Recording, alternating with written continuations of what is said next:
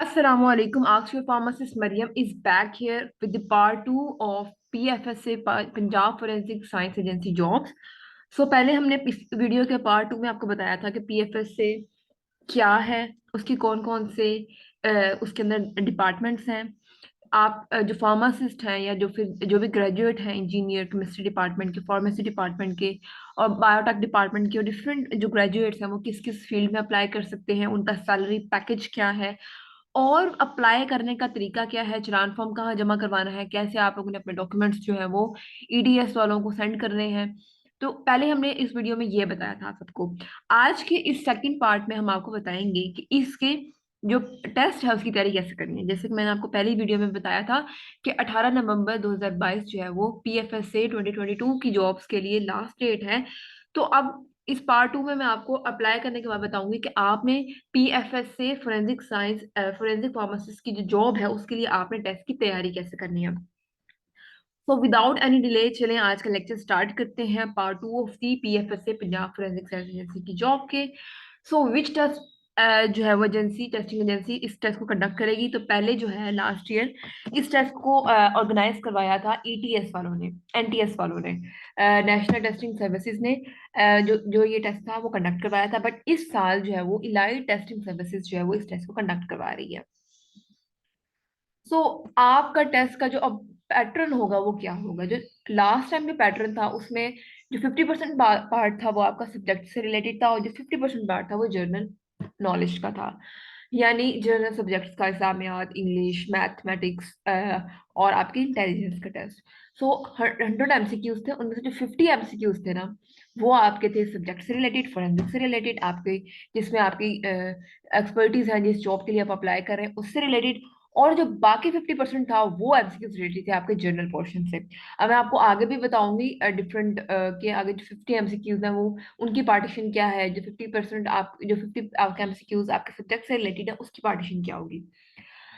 इसके passing criteria क्या है। पासिंग क्राइटेरिया यही है कि आपको दोनों में जो है वो 50 एमसीक्यूज में से 25 एटलीस्ट एमसीक्यूज आपके ठीक होना चाहिए। यानी अगर आपके सब्जेक्ट रिलेटेड 50 एमसीक्यूज में से 25 ठीक होंगे और जनरल नॉलेज में भी एटलीस्ट 25 ठीक होंगे तब आप पास होंगे। अगर आपका ये हो गया कि आपके वन पोर्शन में फॉर एग्जाम्पल आपके सब्जेक्ट रिलेटेड एमसीक्यूज में 50 में से 45 मार्क्स हैं, बट आपका जो जनरल पोर्शन है उसमें आपको 25 मार्क्स भी हैं, then you will be not passed for the test. आप टेस्ट में फेल कंसिडर होंगे। तो पास होने के लिए जरूरी है कि एटलीस्ट आप 25 यानी 50% मार्क्स दोनों पोर्शन में जो है वो अचीव करो। आगे है सिलेबस क्या है। जो अभी एटीएस ने जो सिलेबस है वो ऐसा कोई अनाउंस नहीं किया, बट अगर हम पास्ट टेस्ट को देखें तो 50% आपका जनरल नॉलेज से आता है और 50% जो है वो आपका फोरेंसिक के से रिलेटेड आता है। तो आपको उससे रिलेटेड जो है स्टडी करनी चाहिए। तो एनटीएस का जो सिलेबस है प्रीवियस, वो मैं आपको शेयर कर दूंगी। इसमें इसमें आपके लिंक शेयर कर दूंगी, इसमें मैं आपको गूगल ड्राइव के लिंक शेयर कर दूंगी जिसमें इसके पास्ट पेपर, इसके पास्ट एमसीक्यूज और जो है वो सिलेबस जो है वो उसमें गिवन होगा।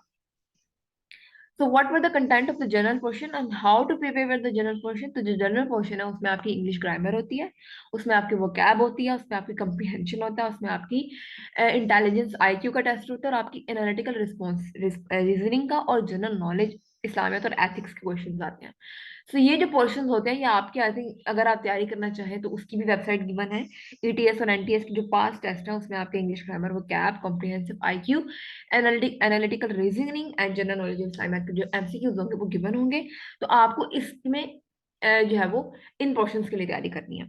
और प्रिपरेशन के लिए आपको डिफरेंट सोर्सेज यूज कर सकते हैं। कोई सर्टेन सोर्स या कोई सर्टेन आपकी बुकलेट इसमें आपको रेफरेंस बुक सजेस्ट नहीं की गई। जो एमसीक्यूज है, पाक एमसीक्यूज कॉम जो है वो गुड सोर्स है फॉर दैट प्रिपरेशन, क्योंकि एनटीएस और ईटीएस के जो टेस्ट होते हैं उससे अगर आपने प्रिपरेशन करनी है, ब्रेनस्टॉर्मिंग करनी है, तो पाक एमसीक्यूज कॉम जो है वो इसके लिए एक बेस्ट वेबसाइट मानी जाती है। तो आप उसमें जाकर जनरल पोर्शन की तैयारी कर सकते हैं। What were the content for subject related portion. तो सब्जेक्ट रिलेटेड पोर्शन में क्योंकि ये जॉब जो है वो फोरेंसिक से रिलेटेड है, तो आपको फोरेंसिक साइंस के एमसीक्यूज और इससे रिस्पेक्टिव सब्जेक्ट के जो एमसीक्यूज है ना उनकी तैयारी करनी है। उनके हिसाब से आप जो है वो डिफरेंट एमसीक्यूज अटेम्प्ट करें, उनकी तैयारी करें और अपना कोई फोरेंसिक की जो आपको अच्छी बुक लगती है, जो आपको लगता है कि ये बुक जो है वो अच्छी रिप्यूट की है, तो आप उसको भी स्टडी कर सकते हैं।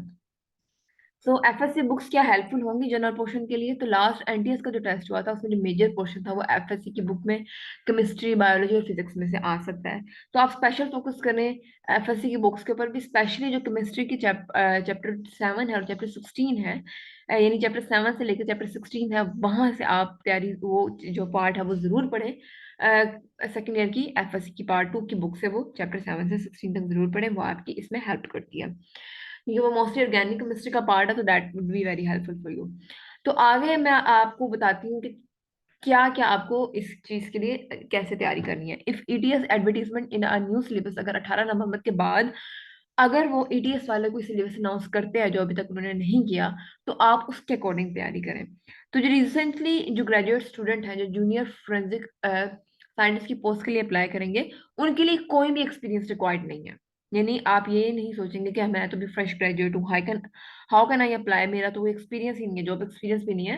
तो अगर आप जूनियर फोरेंसिक साइंटिस्ट के लिए अप्लाई करें तो उसके लिए आपको कोई भी पास एक्सपीरियंस रिक्वायर्ड नहीं है। आप सिंपली जस्ट अपनी एप्लीकेशन आपने भेज दी होगी, अपने रिक्वायर्ड डॉक्यूमेंट ईटीएस के एड्रेस पे सेंड कर दें, और आप इस टेस्ट के लिए क्वालिफाई हैं। और आप इसको दोबारा भी भेज सकते हैं, यानी नेक्स्ट ईयर अगर आप पहली बार जो है वो इस टेस्ट को क्लियर नहीं कर पाते, तो आप सेकंड टाइम भी पीएफएसए को उसी एड्रेस पर अपनी जॉब के लिए सेंड कर सकते हो। सो आगे आ जाता है कि आपके टेस्टिंग मटेरियल क्या होंगे, मटेरियल फॉर जो होगा आपने कहाँ से तैयारी करनी है।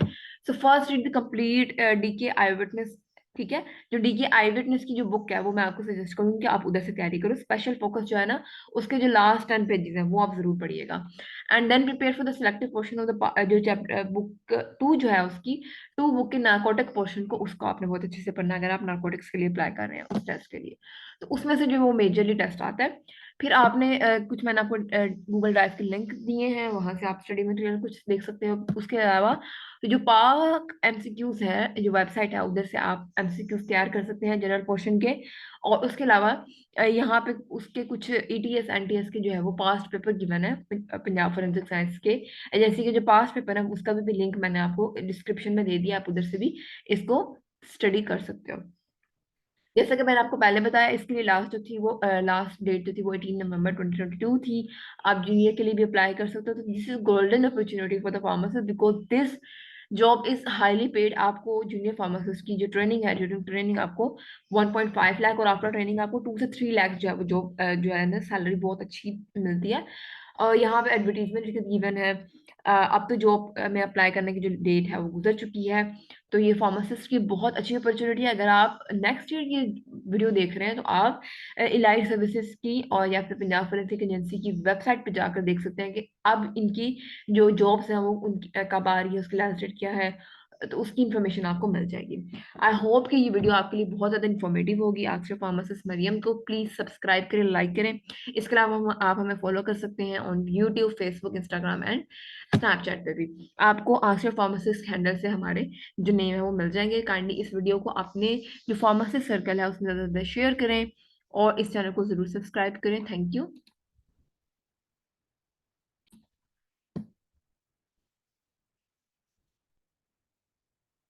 ओके, फिर मैंने आपको पहले भी बताया कि पास एमसीक्यूज जो है वो इसमें से आ सकते हैं। ये बहुत अच्छी वेबसाइट है, यहाँ से आप जनरल पोर्शन की तैयारी बहुत अच्छे कर सकते हैं। So wish cricket board sack selection panel after humiliation T20 exit, तो वो थी PCCI एरिया की, ये थी। तो ये जो है वो जनरल डिफरेंट जो टेस्ट हैं बच्चों ने वो सबमिट किए हुए हैं। आप जाकर यहाँ से देख सकते हैं, बहुत जनरल टॉपिक्स यहाँ पे, बहुत जनरल टॉपिक्स पे यहाँ पे उन्होंने पूछा हुआ है। इन एमसीक्यूज की तैयारी आप इस वेबसाइट से कर सकते हैं। यानी जनरल पोर्शन इंग्लिश का, इस्लामियात का, पाक स्टडीज का, करंट अफेयर्स का, जनरल नॉलेज, आपका आईक्यू का टेस्ट, यहाँ पे जो आपको डिफरेंट जो टेस्ट है वो मिल जाएंगे, यहाँ से आप तैयारी कर सकते हैं। इस्लामिक स्टडीज का, एवरीडे जीके नॉलेज, यहाँ से आप जो है ना जनरल नॉलेज के एमसीक्यूज जो है वो बहुत अच्छे तैयार कर सकते हैं। उसके अलावा 16 एमसीक्यूज डिफरेंट जो है, आपको मैंने बताया था कि एनटीएस का जो लास्ट ईयर का जो टेस्ट था फोरेंसिक साइंस एजेंसी के लिए, उसका भी मैंने आपको लिंक दिया हुआ है। तो यहाँ पे उनके जो डिफरेंट पोर्शंस हैं आपने कैसे तैयारी करनी है। तो अगर आप डिप्टी डायरेक्टर के लिए अप्लाई करें तो फील्ड रिलेटेड आपको जो टेस्ट आएगा उसमें 20% जो है वो मैनेजमेंट के टेस्ट होंगे, 10% इकोनॉमिक्स के होंगे, और 10% जो है वो क्रिमिनोलॉजी के टेस्ट होगा। 10% स्टैट, 10% सोशियोलॉजी।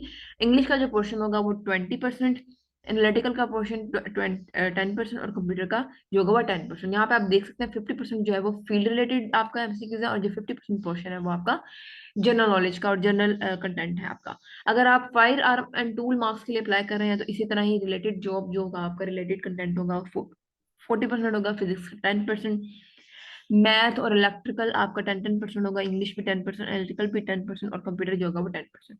जनरल पोर्शन 30% और बाकी 60% आपका फील्ड रिलेटेड है।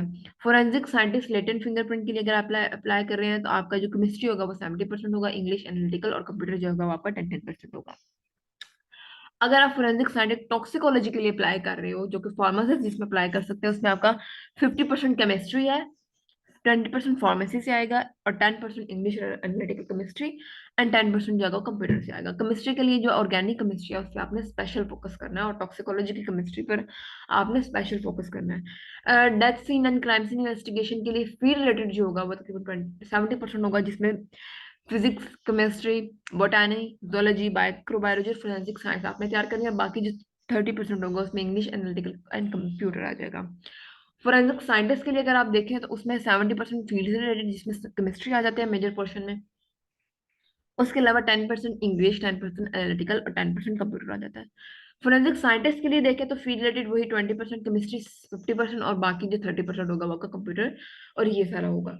तो यहाँ पे जो है वो इनके मल्टीपल क्वेश्चंस दिए हुए हैं, एमसीक्यूज दिए हुए हैं। यहाँ पे इनके जो है वो लास्ट ईयर के एमसीक्यूज इंग्लिश के दिए हुए हैं, तो यहाँ से आप इसकी तैयारी कर सकते हैं। ये बहुत अच्छा सोर्स है और बहुत अथेंटिक। आपको मैंने पार्ट बता दिया कंपोजिशन टेस्ट की क्या क्या होगी फार्मासिस्ट के लिए।